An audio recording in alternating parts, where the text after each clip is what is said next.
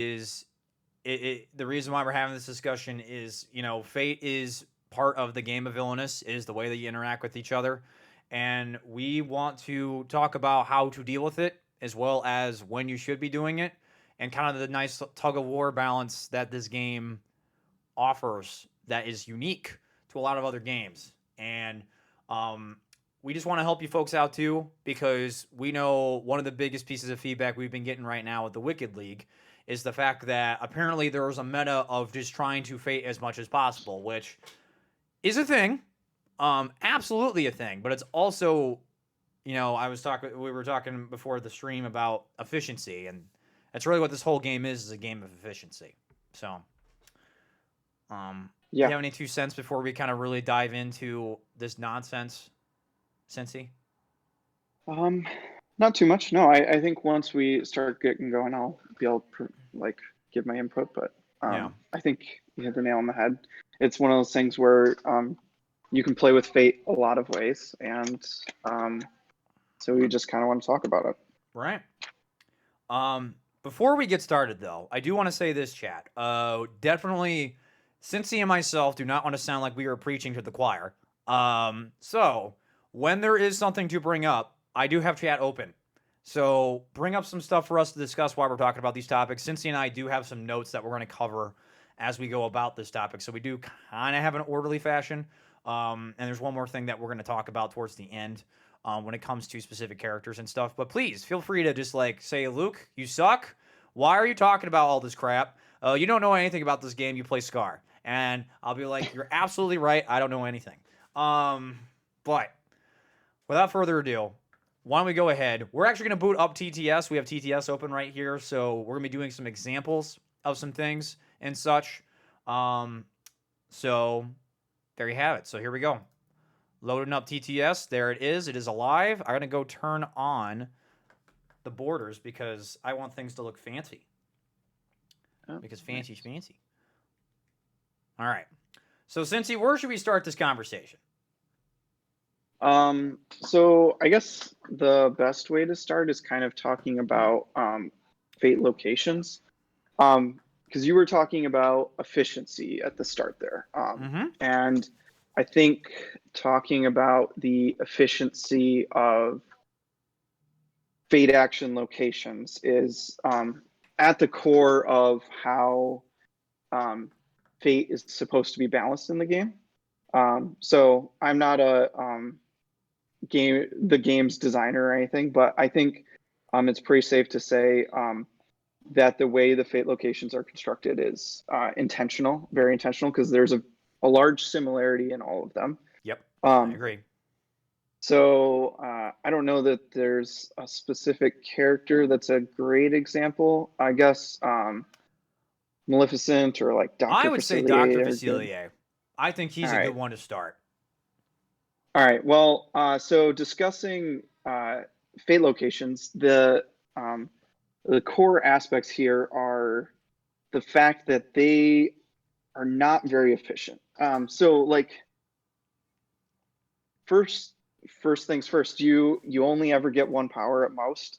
Some boards don't have any power at some of their fate locations, but at most, I think one power is the most you'll ever get. And so it's very hard to play expensive spells while continuing to fate and not do other things. Another thing to note is the fate action in and of itself does not help you progress towards your goal. So you are losing an action towards progressing and doing more efficient things in like a isolationist sense, like only focusing on what's going on with your board. A fate action literally takes an action away from doing your own thing. And the other thing is a lot of the fate locations. So a key aspect, I think, is the discard. It's a very common Tiana's place in this case, if we want to discuss the very common setup I think there are very few characters that don't have a setup like this, and even some of the ones that don't, like Queen of Hearts, it is similar but not the same, right? It loses power and it gains a vanquish, but you still have that fate and discard, um, which you like to call the reset spot, and I I like. think that's a pretty good way to Yep. describe it. Because if you have a bad hand, uh, and you couldn't be progressing anyway, like one of the best things to do in those situations is usually to fate, right? Like Mm-hmm. you get to do something, you get to discard and find better things to do. As an Yzma player, I know um, that that is like at its core, like a lot of your opening hands are just not very good, and so that first turn fate and discard my hand is like a very common refrain. Um, and so I think that's the start, right? Is Right. fate locations are not the most efficient. Um, and so if you're fading every turn, you're not going to be making very big progress, right? No, Um, absolutely agree. Because I think one of the biggest things when it comes, so like there are only two characters in this game at the top of my head that do not have the Tiana's place location of actions. They might have it in different locations based off of how the realm is set up, but that's Maleficent and Queen of Hearts. And it's clear that, a while ago, the lead designer of the original 12 characters did step in and they said that they learned more about what the fate action was supposed to do throughout the rest of the game, or like as the characters were developed and stuff. And it's clear the reason why this place exists is literally like you said. It's like you go there, you have a bad hand, you need to gain some power. More than likely, you're not going to play anything. And then you're going to apply a little bit of pressure to your opponent so that way they immediately have to be like, all right, I now have something I have to deal with. I know as a Scar player, going to the Savannah turn one is the best thing I can do. The reason for that is, Doctor is not a great example of this, but one of the things I like to talk about is the fact that with basically almost every character, going to a location that has a discard action on it is probably the best thing that you can do. The reason being is that you want to try to go ahead and get rid of the stuff that you don't want to play out of your hand. And here, when you go to here, you're at least already getting yourself some power to put that in your supply. And with Scar, the most effective thing that you can do on your starting turn is possibly play at least one ally. You possibly could play two if you're going second, but even then, is that worth dumping away all your power? It's kind of nice to gain that extra little amount of money so you can go do things. And a lot of the characters, their best interest is to basically get rid of the crap that they don't want, gain extra money, maybe play a card. Don't necessarily have to, but sometimes they will, especially if it's free. And then guess what? Apply a little pressure. That is just the most effective thing to do in this game turn one. Now there are exceptions, and we are looking at one of those characters right here. Dr. Facilier has lots of cards that don't cost any money. In reality, he could go to somewhere like the Bayou and play both of those cheap cards and then gain money and still be in a really efficient spot. Queen of Hearts is also a great example of that as well. You can go play two cheap card guards, activate one of them, and you gain three power, and you spend it all, but you've already made a significant amount of progress towards your goal. But not every character kind of has that setup. So the fact that this location exists for most of the roster really does show like how important this location is. And the variance of the actions really kind of depends on character to character. Obviously, certain characters need power and discarding more than others. If you look at a character like Corella Deville, I'm pretty sure the reason why she doesn't have discard and fate is because she definitely needs to sift through some cards to go dig for things. So if you block the top of the milk farm, guess what? She no longer can discard, so you're immediately removing one of her tools when you go to this reset spot. I do think there's a lot to how these locations are designed towards the player, and you do need to keep in mind that as well. Yeah, the chat mentioned a few exceptions. The Hangman's Tree for Hook and the Palace for Ursula are the two locations that do have two power and you can fate. But both of those are kind of locked up behind in Hook's case, the lock location, and in Ursula's case, The lock location, which she can change right away, but also not being able to play a card.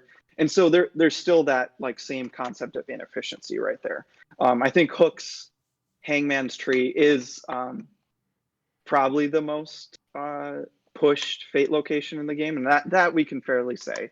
Right. And then Absolutely. Maleficent doesn't have a discard on any of her fate locations, but I think that speaks to something different about Maleficent, not really about fate. Um, so, um, but yes, um, there are some exceptions, but I think all of them tend to be the same concept of losing efficiency. Um, I think so. The chat kind of briefly mentioned this. I think it was Zach who I saw bring up the fact that fate, while it may hurt you a little bit, sometimes it can cost your opponent multiple turns, and that kind of gets into our second kind of aspect to talk about, right? The tempo of fating, right? Yep. Fate pressure versus actually putting pressure on your opponent by progressing towards your win condition. Because there are situations where fate can definitely like slow your opponent down multiple turns, but also uh, every subsequent fate, like one right after another, is less likely to actually slow your opponent down more and more turns, right? Yes. It's those moments in time where like a Hakuna Matata or something, or a King Stefan comes out, and you hurt your opponent with that one big fate, and it pushes multiple turns. But in general, the I'm fading every turn tends not to be as much that sort of thing. Right. Um, Yeah. I and agree. I think that actually Doctor is also a great example of this because if you're fading Doctor every turn, one of the things about Doctor's Fate deck that kind of makes it unique is the fact that because of the way the talisman works, all of these low strength heroes target how the talisman can be removed.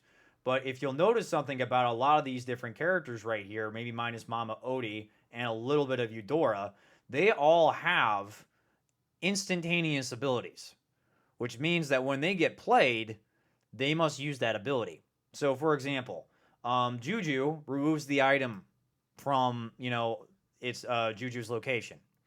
But the thing is, if Doctor does not have any items in play, guess what? Juju's ability kind of goes to waste. On top of that, because Juju is one of the three strength or less heroes to attach the talisman to, you burn a hero that can take the talisman. So for those folks that want to keep fading constantly to try to apply pressure, you're also burning those abilities. This is the same thing with Ursula too, where granted Ursula's a little bit of a different case because the fact that her realm is already so limited to 3 locations. But part of the reason why the hero stacking thing is a thing is because if you can make it so all those instantaneous timed heroes don't trigger their abilities at all and they aren't passive, guess what? You burnt a really good card that you can use. That's why if you notice kind of a big kind of key thing with all the other cards except for one, and that one is Ariel in Ursula's deck, all of them have a specific timing to it. Like you need to play this card at a particular time. Juju you want to play when there's an item out. Big Daddy you want to play when Rule New Orleans is in your fortune pile. Ray, you want to make sure that whatever the other card that Ray pulls is something that you want to also play. And on top of that, all of these characters want to be played when the talisman is out so they can steal it.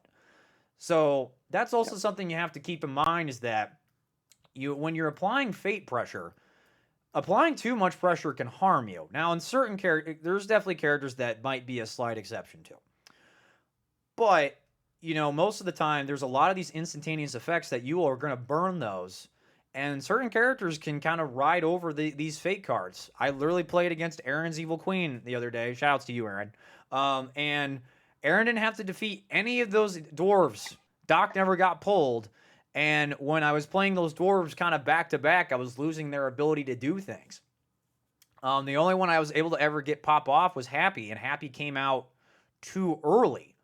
So that was also something you have to keep in mind is that sometimes the luck of the draw, you might just lose the ability of the card. And that happens. But that's also something you have to keep in mind is the timing, and that goes into a little bit of the super meta topic of like card stacking or not card stacking, card counting, where it's like, all right, there's Yep. 3 cards left. I know these 3 cards still exist. What is my chance of pulling these right now? All sorts of stuff that kind of goes along with that, per se. Yeah, but so to like bring it a little bit back to that topic of fate pressure versus win condition pressure, like when you force your opponent to fate you because you are applying pressure to win, like you're about to win or you're in a really good, you've set yourself up in a good situation, right? So you've focused on yourself and you've set yourself up in a good situation. That can cause and force your opponent to play inefficiently, because that's the thing we're trying to get at here is like um, the timing and um, kind of uh, you want to set yourself up into specific situations to use these fate locations so that you're not hurting yourself with their lack of natural efficiency. So like a good example of this to think of is Prince John, right? When Prince John wants to uh, fate, he wants to have things set up so he's still, moving the sheriff, or if you're talking about his vanquish location, if you don't have a thing set up to vanquish, but you're forcing him to fate and go to that location, then that character's losing out on that action. That's the case here with Doctor, right? So any of these characters that have a vanquish at a fate location, if you force them to fate you and say they were already at another fate location or whatever, right? They lose the efficiency of that action. Or if they don't want to discard and or it's not the time that they want to discard and you're forcing them to go to a fate location that has discard, it can make that action less efficient because you are applying pressure to their need to fate you just by advancing your game. And so you have to keep that tempo in mind of, are they set up in a good position to fate me now, and do I want to like approach my actions differently based on that? So there's 2 ways to kind of slow your opponent down, as a way to think about it, right? Right.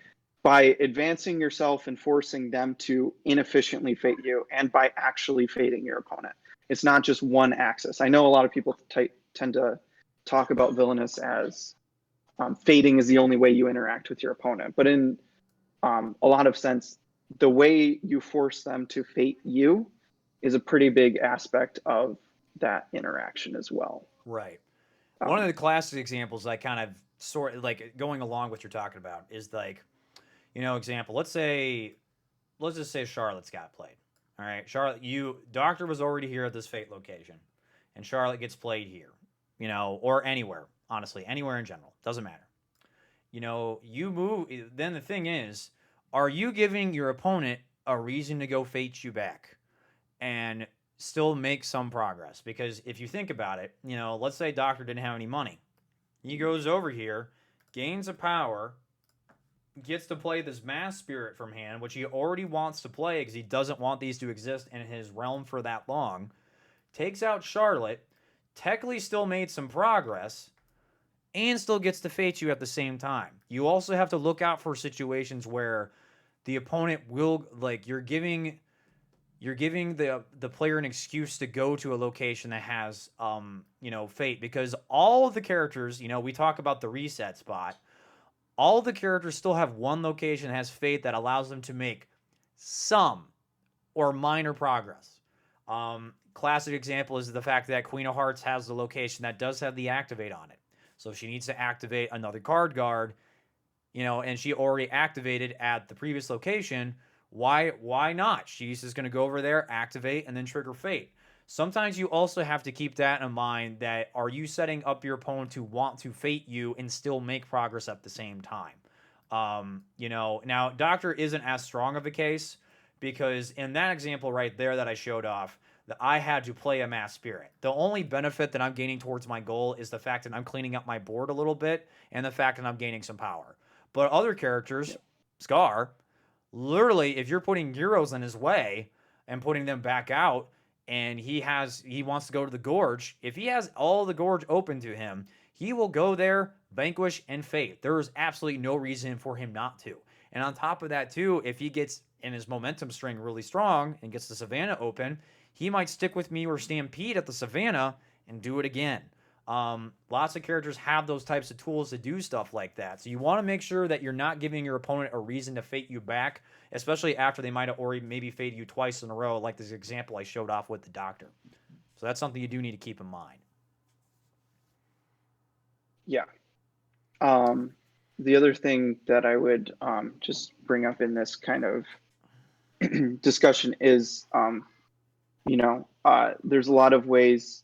It just all comes back to timing, right? Like, if an opponent's top fate location is blocked, then there's a lot of times where you can wait for, like, position things and kind of time things out, maybe focus on cleaning up your board so that they fate you with their unblocked spot, and then you can use that as a moment to kind of pounce. So there's like, or like Maleficent is a really good example of the timing of fates. Like, your dragon form, that being a way to discourage a fate on a turn, or maybe just get a benefit back from them fating you. Like, they're going to fate you next turn just based on the way they've kind of timed things out. And so you time the play of that card, which is going to help mitigate the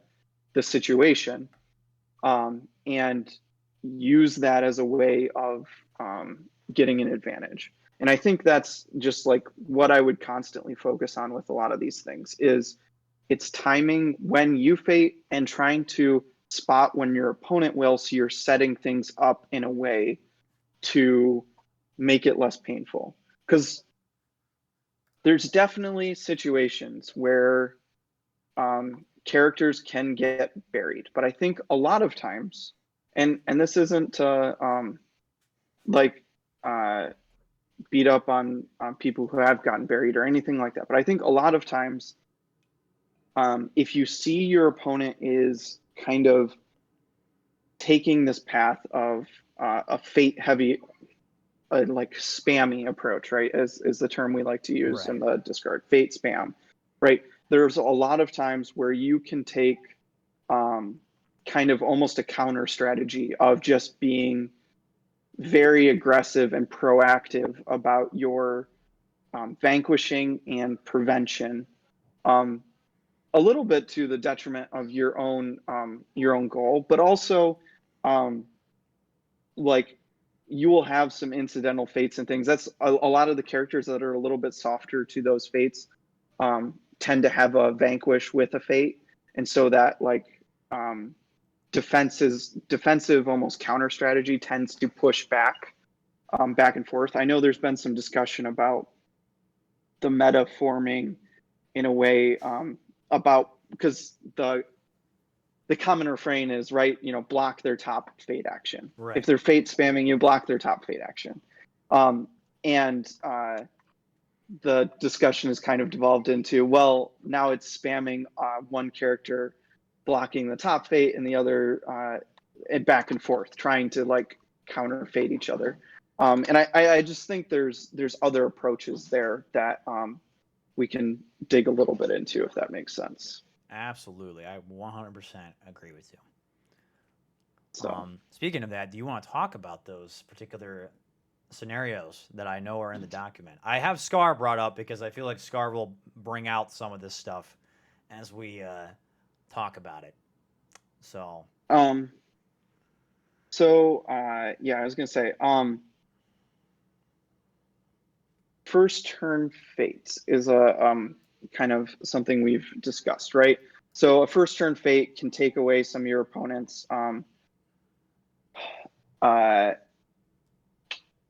flexibility, if you will, right? Because you have they haven't set anything up, they lose some of that flexibility.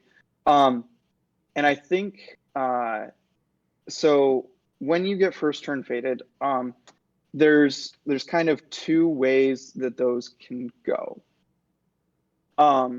if your opponent blocks the combo spot, right? Um, this can lead to I think the place where most people kind of get their frustration, right? Um, I go to the reset spot and counter fate, right? Um, but in doing that, you usually get to play a card to kind of set up to vanquish, because you'll have that extra power plus the one from your reset, right? Um, and you'll get to discard and kind of dig for more answers and things. Um, and the key from there, though, is to ensure that um, you're not getting buried by setting up those vanquishes back and forth. And um, I know the other situation is, right, you go and you immediately block the top fate action. So like on Scar, you block the Savannah. And if that's the case, the obvious response is go to the combo spot and get yourself set up. Like that, you get a big setup turn, right? And right immediately. And so I don't think a first turn fate is devastating as much as kind of forcing your hand. But then the way the rest of the game plays out from there is kind of the big deal. Right. And that comes down to, again, it's all scenario specific. And I don't want to sound preachy or anything, but it Preach. comes down to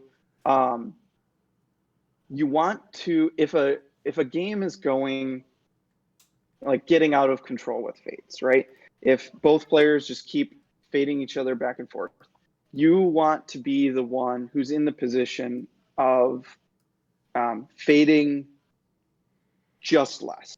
You want to be advancing just slightly more, because both players will be bombarded, right? That's what a heavy fate game means. Both players are going to see a lot of their fate decks. You're not going to be like you're going to have a few of those big hits, right? That cost actual progress. And so you want to be the person who's advancing slightly more and fading slightly less in that scenario. The Right. opposite actually is the case in those fate light scenarios, right? Where almost no one fates and everyone just combos.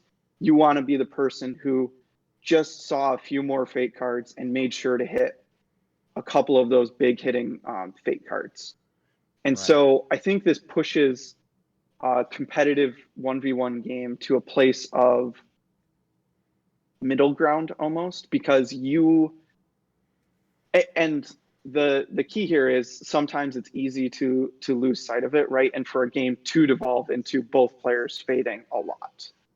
But the desired outcome, as someone who's just strictly looking to win, and this gets into a different topic if you're talking about fun, but who just strictly wants to win, is you want to be looking for that middle ground, right? And Right. so I think that's the message I would take away from those two like dynamics of first turn fate and fate spam, if you will. I know that's a No. little bit of No, I a agree. loose term. Because the reason I've been saying this for a long time, and the thing is, this game kind of almost evolves into, all right, you want to be able to make some progress at one of your locations and then go fate, do something, and then go back to another location that allows you to continue to make some progress. Because, like you said, it's that whole balancing act of like, you want to make sure that you're fading enough to be slowing down your opponent, but you also want to be making sure that you're making progress. Because like you stated at the very beginning of this, the whole purpose of these is that you really shouldn't be making progress off of these. Obviously, characters have exceptions, but for the most part, you shouldn't be making progress off this major like reset spot, or even when you're going to a location like right here, even with Scar. Like, sure, I have my Vanquish action, but I'm not gaining any money, which Scar sometimes can get power starved if he's not being careful. You know, I have this move action, and sometimes you won't always be able to use this, and sometimes you're just going to play a card and burn that card because you're playing an ally. So you might only be getting use out of like maybe 3 of the actions here at this location. But at the same time, you still want to be able to make progress, on your next turn by gathering some resources, playing some cards out, and such. And one of the things I really want to hit home, that you kind of touched upon a little bit, is being prepared, no pun intended, Hmm. for this, that fate heavy or even just fate in general. I talked about a little bit on the Discord about, Scar at his core. The reason why he's so difficult is because at his core, he has to play the game to its purest form, which is you got to vanquish heroes, you have to keep your board clean. That is actively part of his goal. Now, granted, half of his goal is to find Mufasa, defeat him, then start murdering people. But even when Mufasa isn't out yet, the fact that you block the savannah like this hinders his game incredible amounts. To the point where literally, if you can, you need to try to keep your board clear. And what happens is that characters like Scar, and there's definitely other characters that are in the same boat as Scar, you have to keep your board clean. You have to actively try to go after things that are coming towards you as the player. I've seen way too many Scar games when I've seen people play where they stack all their hyenas at one location preparing for Mufasa. And then what happens is that Mufasa gets played, maybe at the location that they so desired, but then Simba comes out. And then Nala gets played and boosts Mufasa away from the location. And then Rafiki comes out. And then, yeah, it becomes a giant mess and it slows the player down because they were all focused on one thing and not playing, not necessarily not playing the game, but they aren't trying to actively take care of the problems. Even if it's something as simple as a 2 strength hero that's not doing a lot like Zazu, taking him out is important. So that way you can get this location back so you can start rebuilding that tempo that you want to have where you want to gain resources, fate pressure your opponent a little bit, and then when you're ready, if you need to, go do a big swing and defeat a bunch of heroes or progress towards your goal if you're another character. I think that's a really important thing that players need to understand is that you can't just blaze towards your goal. And there's definitely characters, Evil Queen is one of them, where they can actively not have to worry about dealing with the problems that they are dealt. Now, there are times that they will, and that's why there are certain cards that are designed around that. Example, literally Rafiki and Doc are designed in the way that since both of these characters have to defeat, particular heroes or particular heroes in specific locations, they counteract this. And if you aren't ready to deal with that problem when it comes, then that's on you. That's the reason why, I try to spread my hyenas when I play a Scar, or I try to stack a few at the Savannah because I know that's where they're going to first play the hero. And if I can, I'll go to the Gorge and murder them. And then guess what? Even if they're thinking I'm blocking my fate, I'm still making some progress because I get to fate, I get to vanquish, I might be able to then do some hyena combo move shenanigans, and I get to still play a card. Um, so yeah, and then what's the Emperor's talk about carpet? Yes, carpet is another perfect example of once Genie or Aladdin or Abu has stolen an item, you playing the carpet is going to allow you to slow your opponent down even more because you also have to think about using the cards in a multitude of different ways as well. Not only from you playing as the villain, but also the cards you can use when you're going against your opponent with their fate deck. I forget who I was playing, but someone was playing Jafar against me the other day, and I actually used Aladdin to steal, I think it was the snake staff. And it was one of those things where I'm like, I don't want, and both the hypnotizers were in the discard, and I was like, this makes sense to me, because why do I want you to grab the hypnotizers right now? But then if you play a carpet on top of that, you're really slowing them down. Because now, even if they get a hypnotize and a reshuffle, they still got to take out carpet before they do anything else. So there's lots of things that you just have to think about. You have to always think about how do I counter the problems that I'm dealt? Because if I don't deal with them, that's why things like Tiana exist. These cards specifically are Yeah. here to cause you problems if you do not deal with them. Same thing with Ariel. Same things with like Well, Rafiki or Simba. it's even it's even more.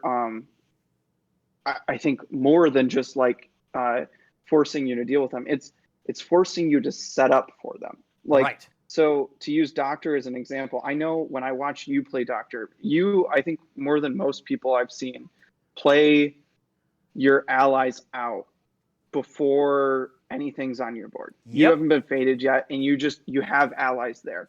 And so someone like Tiana comes out, and if you don't have allies out, like she's 4 strength, she makes all these cards you're going to play to stop her cost more, and suddenly you're in a bind. But if you already have set up your board for this, you're in a situation where it's like, oh, I need to play 1 card, it's going to cost me 1 extra, and I can just vanquish her because I already have the other tools I need out there. Or plan around other things. Like, so we're just going to use Doctor as an example because he, unlike Scar, isn't like based on this vanquish engine kind of thing Right. going on, Correct. right? So him, you almost think that allies are superfluous to him. If you're not being fated, you don't need to worry about them, right? But they also allow you to be very flexible in setting up. So like Voodoo Dolls is a good example. You put that on your board, if it's in one of these middle locations, you know that the next action or like not necessarily the next action, but you can set yourself up to clear out something even if you can't vanquish it right away, because the Voodoo Dolls can move a hero to a location that's less detrimental to your current situation. It'll allow you to have that one top action that you really needed in a specific scenario. And so Exactly. that kind of leads into the other thing of thinking ahead about what actions you are going to need in the coming turns. And if you are going to absolutely need a top action, either set up allies to make sure that you can clear it, or go there sooner. Like, go there now, Yep. because you know that I'm going to need that top action. So I'm going to go there now and worry about the other location I would go to later, because I don't need those top actions as much. So if I get faded in between, that is a less problematic scenario for me. I know Doctor with the discard action is definitely one of those situations, right? Right. You know you're going to need to discard in the next turn or two, but you instead of maybe going to the bayou or whatever, right? You choose to go to Tiana's place and discard, so that if your opponent fates you next turn and covers up this action, you won't be stuck in a situation where you have to go to somewhere you don't really want to go to. Yeah, there's nothing worse than having to go to a location where I've like you go back to the Scar. One of the thing is, like, if I do have to fate you, maybe to like win the, like, possibly make it so you can't win the game, there is nothing worse than going to the gorge and this is all I can do. And if I don't have the allies, particularly to go vanquish anybody, that makes this even worse. Where I'm literally going here to consume one action, which goes back to the whole efficiency thing of, you want to make sure that you are getting full use out of everything that you can do, so that way you don't have those turns where you're just like, I have to go fate. Like, you want to be able to do more than that at all times. And Yeah. that's a perfect thing right there, getting the use out of something before it goes away. um, Absolutely, for sure. Yeah.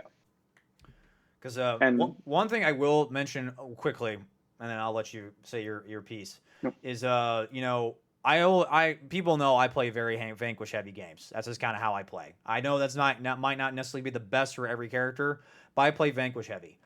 There is a reason why tools like Voodoo Dolls exist. Doctor really only has one way to vanquish things. He has a vanquish action.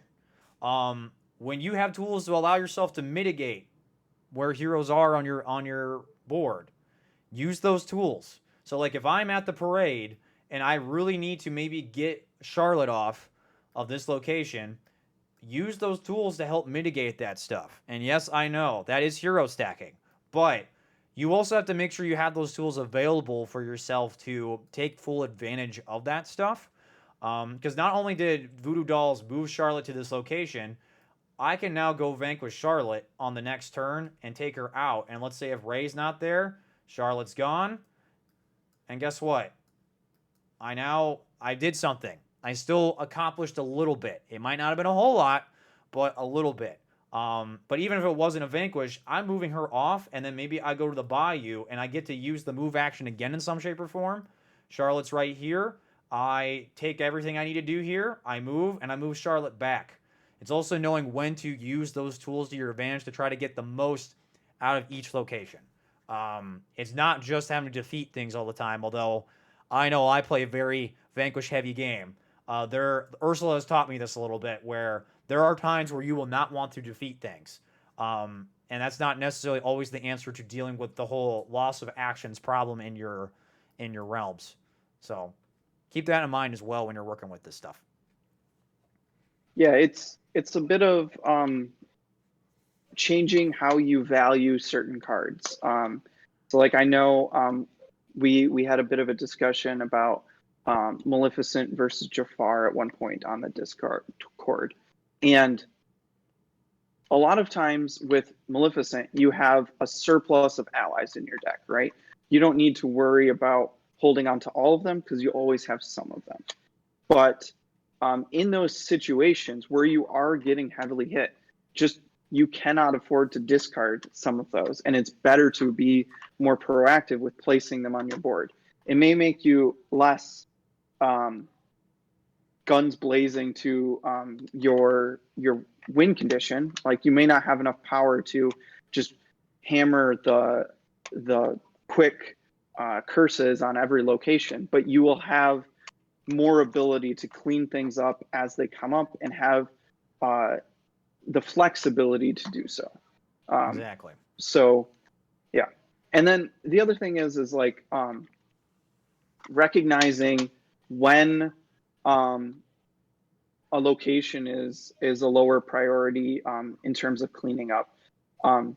There's a danger to not cleaning up your board in that if you let things fall apart, because there is a certain action efficiency to vanquishing. So like in the case of Doctor, he has this one vanquish action, right? So letting a hero get away when you could be going there and vanquishing is difficult. But also like sometimes you aren't going to need, it's less the case with Doctor, I think, but this is something that comes up a lot with Yzma late game, where she doesn't need to play two cards.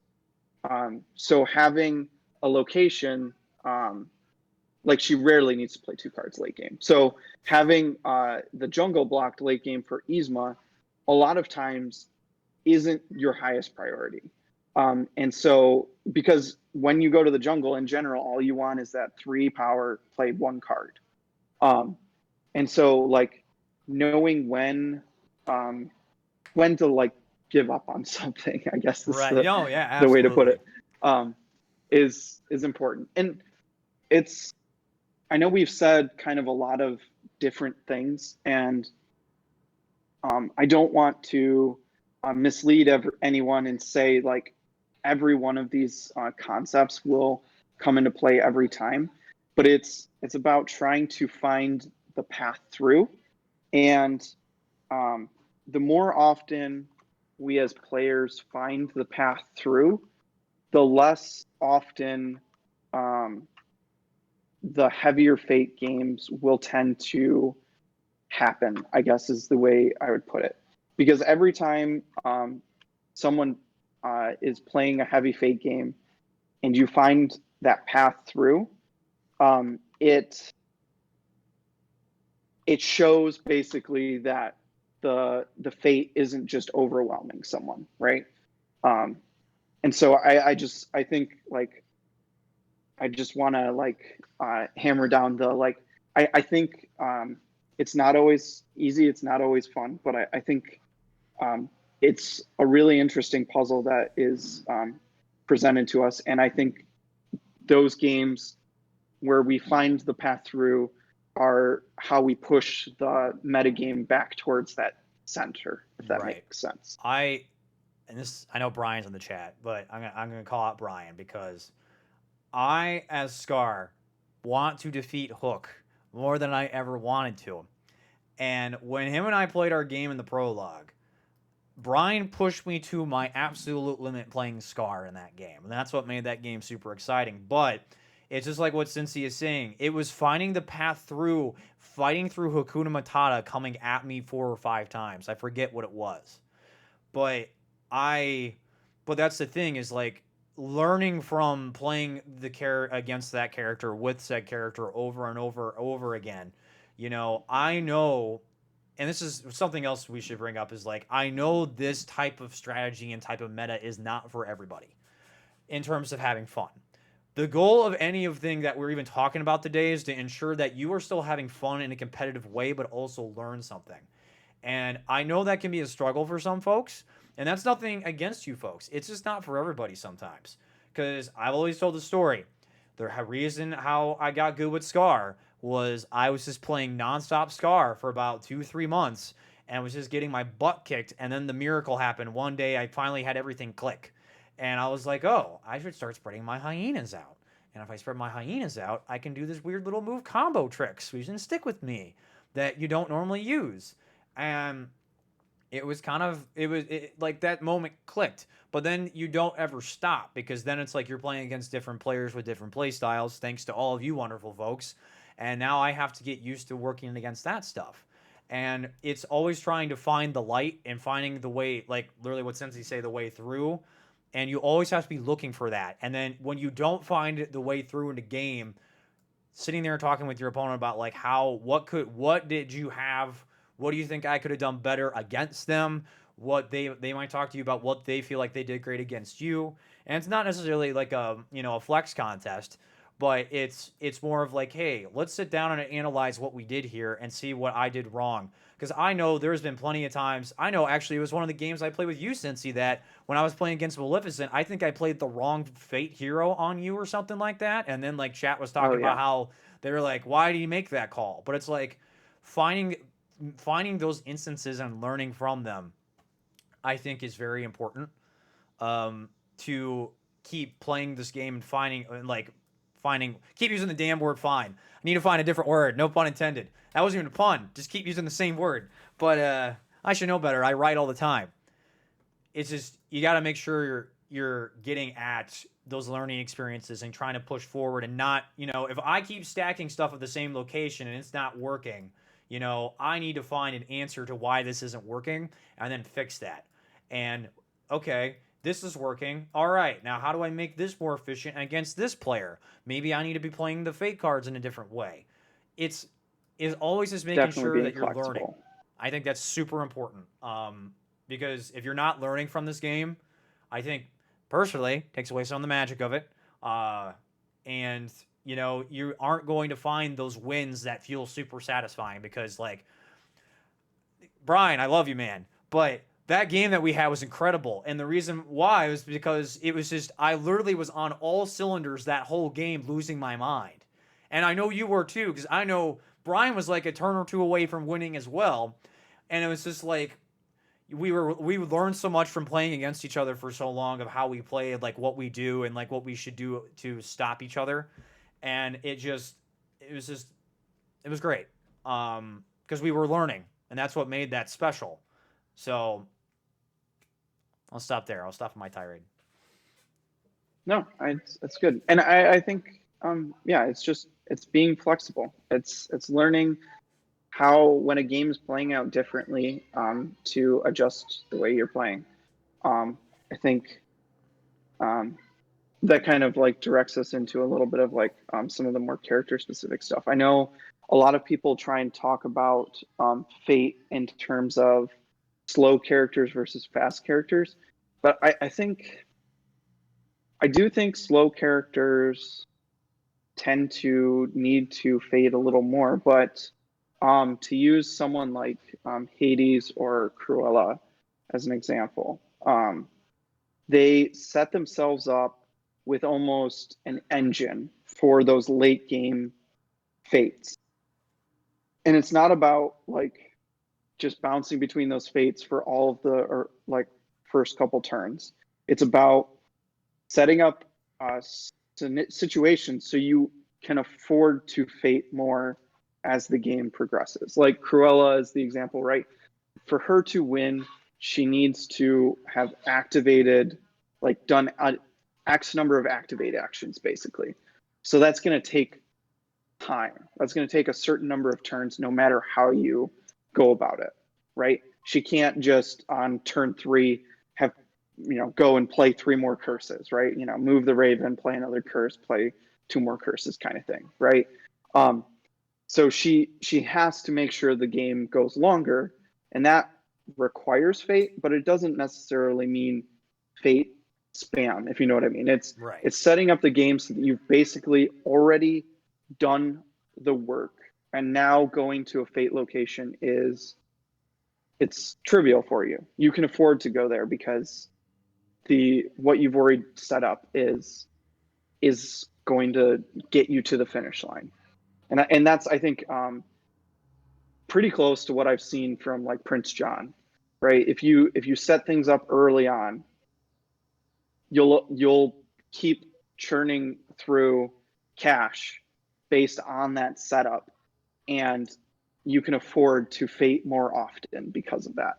And so, you know, the way to break that up from the other side is to basically find ways to disrupt that engine, and then not allow those fates to be so efficient. So I know this is all very abstract and um, not necessarily the most helpful from a practical sense, but I think it's important to try and evaluate these things from this position, and then dive into the character specific stuff. So Right. And it all goes back to learning. I mean, honestly, and this is me not trying to put my teacher hat on, but I mean, you really got to be able to sit down and learn from learn from the different situations and learn how to go about those situations. So when you are presented a problem that you've never been given before, you already have this entire tool set that you can use to try to figure out what that is. Because that's what's been so exciting to watch all these new players come in and play, is because everyone's coming in with these brand new strategies of things that I have never seen before, and I want to see how those situations now work against all sorts of different characters and different players. And the thing is, though, you have to be willing to discover and seek out those different scenarios. You know, not necessarily by force, but when you're dealt that problem, like how are you solving that problem so that way you can keep moving forward, or how am I applying the correct amount of pressure so that way I can keep making progress as I move forward. It's that delicate tug of war balance of trying to figure it out. all right. So is there anything else you wanted to kind of touch on here? I don't know if there were any questions Well, floating through I, the I chat. would I didn't see say too much. honestly my biggest thing to tell everybody is make sure that number one, you're still having fun doing this. Because, like I said, we are talking some very, very deep meta type of stuff here. So this is not for everybody. Um, but also make sure that fate is how you interact in this game, and you always want to make sure that you're making progress while you're playing the game. But you also want to make sure that you're also letting your opponent have a fun time too. It's not necessarily like giving them the win, but it's also like, hey, if I don't need to fate you, the reason why the locations are built the way they are, if I literally show this off, is because, if I'm in this situation right now, there is no reason for me to fate. I need to go build some resources, play some cards, and then I can go kill animals. That's when I can go do that stuff. But on top of that, too, I've said this many times before. It's not just because I'm a vanquish heavy monster, but this game is built around dealing with heroes. There are cards in every single deck that are encouraging you to vanquish things. You need to take care of those problems. Don't discard those cards. I don't play Maleficent very well, so that's why I have you here with me, Cincy. But I was the type of Maleficent player that I would discard my dragon forms of my allies, just gain a bunch of power, and play my curses like a madman. And I realize that's definitely not the way to play her. So there's also that part of it too. I think it's very much you need to make sure that you're playing the game that is presented to you. The reason why the game engine exists is because they want you to be taking care of these problems, even if it's not directly helping you towards your goal. They definitely are encouraging it. So you don't necessarily need to vanquish as much as I do, but definitely you need to make sure that you're trying to work against the problems that you're given, or else you will get swarmed, and that's when people don't have fun. As someone who plays Scar, like there is nothing worse than your end board state being something like this, and Mufasa isn't even out yet. You know, this is not fun. But did I put myself in that situation, or was I actively trying to work around it? Did I do the whole stacking everybody at one place thing? It's just trying to analyze those situations. That's what I'm going to say. So the few questions I did see. So Zach wanted us to point out fate locking your opponent um, at WinCon. So I assume that's talking about the idea of fate going to or setting yourself up to get your Oh, WinCon and yeah. fading your opponent to block the top fade action. Um, so like Maleficent against Radigan kind of thing. You want to block the palace when you go to get to WinCon, so that Radigan has to use a bad fade action at the lair, right? Or if he's already at the lair, you do a similar thing, but now you're guaranteed to win. Um, That is a huge strategy in this game. Very big yes, strategy. and that's not fate like heavy or fate spammy. That's No. that's the core of this game. That's the timing of fate, right? That's like really important.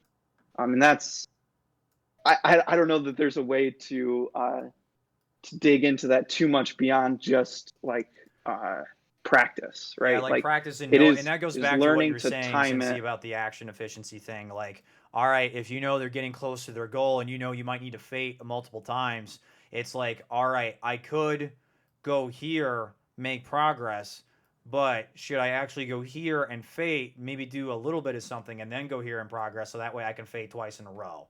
It's Yeah. knowing those situations that may be coming up that I think is important. Yep. Um, and then Aaron was talking about dealing with a fast villain who may be fading every turn or fading every other turn. I think um, I think that's kind of a misnomer in a little bit of ways. If they're fading that heavily, I don't know that they're really going to be able to move that fast. Like Maleficent is super power starved as like the fastest character in the game. She's super power starved as she's fading. Anytime she goes to a fate location, she is really hard pressed to get enough power unless she Right. has one of her items already out. In which case, like you're talking about, or the Raven, but like in which case you're already talking about having spent a lot of time setting things up for yourself so you can fate, which I think is probably not the same situation. I think basically the key there is knowing that they're going to be a little bit slower and using that time to your benefit. So, Yeah. um, Zach pointed out about the hook once Hook has the tree unlocked, how yes, insane that can be, which I agree.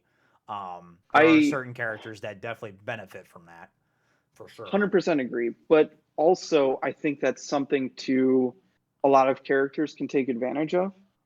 Um, uh, and it was one of the things before the tournament Brian and I dug a lot into. Not to give away Brian's secrets, but Hook has two main weaknesses, I think. One of which is there's a certain point in the game where you make him find Peter. If he gets Peter is able to find Peter quickly, you can immediately go back to fading.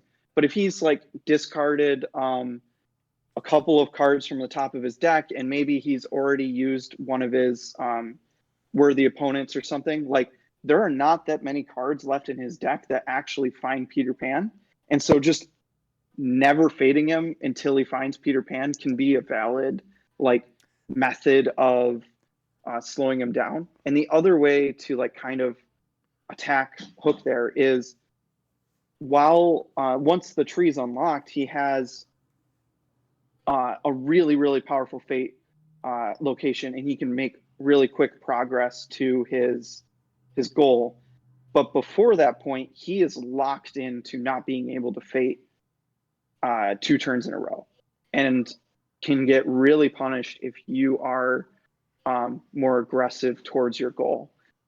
So that combination of those two things of forcing Hook to find Peter and him not being able to fate frequently can allow you to take a very aggressive stance against Hook, where you don't go to your fate locations and you go to those really action efficient combo locations and vanquish at those locations, because you know you're going to be able to put a lot of actual like win condition pressure on him, not fate condition pressure. Right. And so I think that's like the other way to like think about it too. No, because I know the whole not fading Hook thing. Once you know he's kind of dug through the deck a little, the fate deck a little bit, kind of works with Scar to some extent. I've seen some players do that against me, and sometimes it's effective and sometimes it's not. Because literally, it's like you don't want to. I've gotten to the point where I can mitigate heroes pretty well with a combination of like defeating and injustice. But if you scare them to a point where they don't want to fish out Mufasa, I have to look for Long Live the King and then willingly bring him out on my own terms and hope to God that I can kill him in the same turn. So that definitely is a strategy where like if you know like the like Hook and Scar are like really the only two that really this applies to, I think. Um, but like you want to make it so they can't bring out those key cards. And by not fading them is also a big deal. And if you can make progress by just going back and forth, you know, whatnot, that's great. And then on top of that too, like if I go to the Gorge and I'm playing against Hook and I know that the bottom three cards is Peter in it, I'll vanquish and do some stuff. I just won't fate. That's completely fine with me. So sometimes it's just Yeah. knowing when that might be a thing you need to do. Granted, really those are the only two characters that it might really apply to. But yeah, that's also something to keep in mind too, as well. I think it's a good point. Yeah. And I think this is a little bit off topic, but I think to just touch on at the end, if you're looking for a character um, that's maybe a little easier to deal with fates, I think the two I personally would recommend are Yzma and Prince John. At least for me, I know Prince John can get a little clogged, and Yzma definitely can with those children. But if people are fading you really heavily, in both cases, you can kind of almost take that and turn it to your benefit. With Yzma's case, like they're cleaning out your decks, so it's easier for you to find Cusco as long as you're doing your job in vanquishing. Like they're doing the work of digging for you. And so you hammer a few decks, you let them fate you a bit, and now it's like, oh, there's only 5 cards. I can like pick and choose and find Cusco pretty quick. And then Prince John, if you have, you know, if you work on setting up your engine with the warrants and the sheriff, if someone is really fading you, you obviously have to struggle and get rid of Robin Hood and the king, King Richard. Richie But like, himself. yeah, beyond those two, like because of taxes and things like that, and golden arrows, sometimes those things can actually help you. So um, I think if you wanted to pick up a character as like almost a counter pick to someone who seems to be just like way too heavy on the fates, you know, feel free to like look at those two. I know I have. I personally find Maleficent's pretty good at that with the tower defense curses, but like I know that's definitely not for everyone, and you're living on a razor's edge, kind of like your Scar. So Yep. um, I 100% agree with those two picks. I would also add Evil Queen to the list, but for a kind of completely different reason. The reason with Evil Queen is mainly the fact that if she is able to get a big poison engine going early, which she can easily do, she can kind of coast around those heroes pretty easily. And she has some hero moving mitigation stuff that she has as tools. So she can get around it. It's not going to work every time, but if you are just monstering up the poison, like if they're gonna, most of her deck is heroes, and the effect cards aren't necessarily going to destroy you most of the time. So you can probably get around. I also do agree with Maleficent, but I would say between those characters that we've listed, Maleficent is probably the hardest because Maleficent requires you to not play like when you're learning the character for the first time. You can't like when you're going to this high of a level in the game, you can't just turbo curses out. You have to do the tower defense, stacking curses, play that to your strategy, and then try to combo move stuff to basically put your opponent in check when you can. I don't think that's for everybody. But I do agree, like Prince John, like what you said, and I think another point with Yzma is just the fact that since the way that you fate her when the hero has to go to a particular location, that really helps you out kind of control where you get to go. I know the meat hut is usually the place where they end up fading because that's where the fate spot is. But if you can kind of mitigate around that, they might end up starting picking another location, especially if like the rest of that deck is just effects. You now have more control of your fate than your opponent, and you haven't even seen what's in the decks. So Yeah. it's also things to keep in mind about that too. Yeah, Tav, I think Radigan is definitely a pretty reasonable choice in the sense that Oh, he's one of the high-end characters that he can have every single top location covered and still be succeeding, it seems like. I forgot about the rat. I do think you have to be careful with that. It tends to be towards the end game that's the case.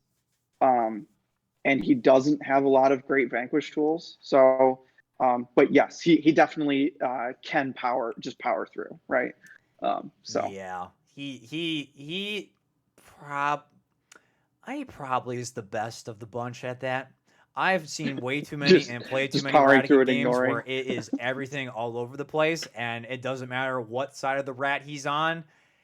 He he can get through it. Because a lot of his cards have to do with timing too.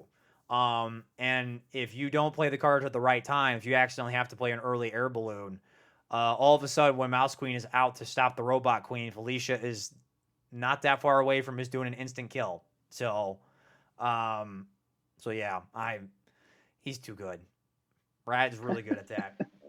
I forgot because we're talking about characters that I'm like, oh, these are some great characters to point out that are the typical ones that we talk about, and I'm like, oh yeah, there's the rat. Um, stupid rat. But that's the thing. I think there's a strategy through for all these characters. Oh, absolutely. You and I just may not have all of the knowledge necessary to be able to point out those strategies, but I think the fact that we've already just like pointed out four or five offhand Right. is a pretty good example of the fact that I think there's a strategy through which we just haven't as a community necessarily found all of them. Yeah. So Because I would say honestly, the two that I think need the most are Pete and Ursula, but that's just me speaking. Um, Still need those. I think everyone else has kind of found the way through. Some easier than others, just based off things, but everyone can do it. It's just a matter of finding the ways. Use the yeah, Force, Luke Skywalker. But yeah. So I think that just kind of sums it up right there. That's fate, right? yeah. At least to start, Yeah. it's a start on it for To sure. start, we will probably end up having to touch on this topic again, but I know Purple had suggested a um, vanquish efficiency talk, and that may be a better way to approach it again in the future, like have a revisit, because I think that would be a really interesting discussion as well. Is talking about oh, I could do that one, no problem. I can yeah. talk about that one. So I could talk about vanquishing all day if I wanted to. yeah. But um, okay. Well, that was So very productive, if I do say so myself.